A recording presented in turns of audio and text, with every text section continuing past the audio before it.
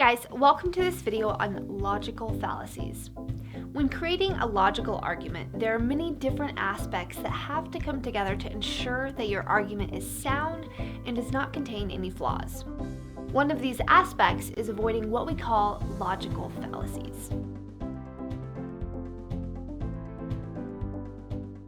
A logical fallacy is an error of reasoning that will weaken your argument and, in most cases, undermine it completely. Today, we're going to look at the 10 most common logical fallacies. Circular reasoning. Circular reasoning or circular argument is when the argument is restated rather than proven. In other words, instead of explaining why something is or isn't true, you just fall back on the original argument as proof. Here's an example. Opium is sleep-inducing because it has a sleep-inducing quality. You haven't really explained why opium is sleep-inducing, you've just confirmed that it is in fact sleep-inducing. A typical formula for circular reasoning is A is true because B is true, and B is true because A is true. Another example of this would be, the wind is invisible because I can't see it, and I can't see it because it's invisible. When constructing an argument, make sure to avoid this kind of logic by being as specific as possible about your proofs. Hasty generalization. A hasty generalization is when someone makes a sweeping statement without considering all of the facts. For example, if a man walks through a town for the first time and sees 10 people, all of them children, he might conclude that all the town's residents are children.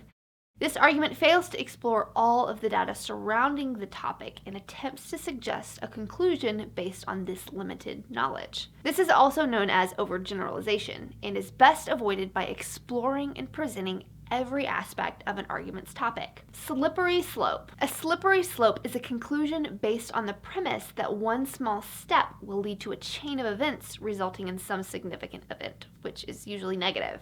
In other words, if we allow A to happen, then an unwanted Z will eventually happen, which means that A should not happen. Here's an example. If you don't study on Saturdays, your grades will suffer. If your grades suffer, you won't graduate school with high honors, which means you won't get a good job. Since you won't have a good job, you'll have to live on the streets. This implies that not studying on Saturdays will result in eventually being homeless. The problem here is that the main issue is being covered by extreme hypotheticals with no real proof to support the argument. Straw man. A straw man argument is a technique where someone distorts an opponent's claim so that it's easier to refute, or where someone tries to refute a point someone made by giving a rebuttal to a point they did not make. For example, if someone stated that they did not support the proposed minimum wage increase, a straw man reply would be, people who don't support the minimum wage increase hate all poor people. For example, if someone said schools should be more lenient with standardized testing, a straw man reply to this would be, if we stop giving tests in schools, we are going to raise an ignorant generation that won't have the skills to live in the real world. This fallacy serves to undermine an honest and rational debate with unfounded claims. Ad hominem. An ad hominem is an attack on a person's character or personal attributes in order to discredit their argument. For example, a mother might reject the judgments of a male pediatrician because he has never been a mother and couldn't possibly understand the child's situation. She has done nothing to directly oppose the doctor's argument, but has instead tried to undermine his judgment without actually having to engage with it. False dichotomy. A false dichotomy or false dilemma occurs when an argument presents 2 points while disregarding or ignoring others in order to narrow the argument in one person's favor. This is also known as either-or fallacy. Here are a couple of examples. You were either for us or against us. I thought you were a good person, but you didn't donate to the charity last year. There are only 2 options given when there are really more options available. This attempts to drive the argument in a direction where only one specific answer can be given in order to incriminate the opposing party. Appeal to emotion. An appeal to emotion is when a writer or speaker uses emotion-based language to try to persuade the reader or listener of a certain belief or position. An appeal to emotion generally follows the logical form, X is true. Think of how sad you'll be if it's not true, or think of how happy you'll be if it's true. Example, I deserve a second chance to submit my assignment.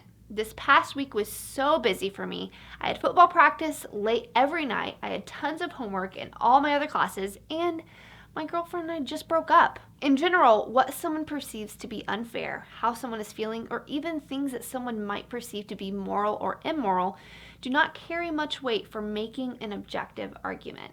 Equivocation. A fallacy of equivocation is when an argument is presented in an ambiguous, double-sided way, making the argument misleading. This is also known as a double-speak fallacy. Here's an example. Hot dogs are better than nothing. Nothing is better than hamburgers. Therefore, hot dogs are better than hamburgers. The word nothing in this case is used to refer to both not anything and all things. It's important to precisely define your words and be consistent with their usage. Bandwagon appeal. A bandwagon appeal is an appeal that presents the thoughts of a group of people in order to persuade someone to think the same way.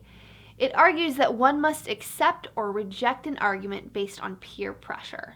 Here are two examples. Many people buy extended warranties. Therefore, it is wise to buy them. My family holds this as truth. Therefore, everyone who disagrees is simply wrong. These are not strong arguments because they have no basis in fact. False analogy. A false analogy, also known as a weak analogy, is when two things that are unalike are being compared based on a trivial similarity in order to prove a point. For example, people are like dogs. They respond best to discipline. This is an absurd analogy that attempts to correlate people and dogs based on one minor similarity. I hope that this video was helpful. If you enjoyed this video, hit the like button and be sure to subscribe to our channel for further videos. See you guys next time.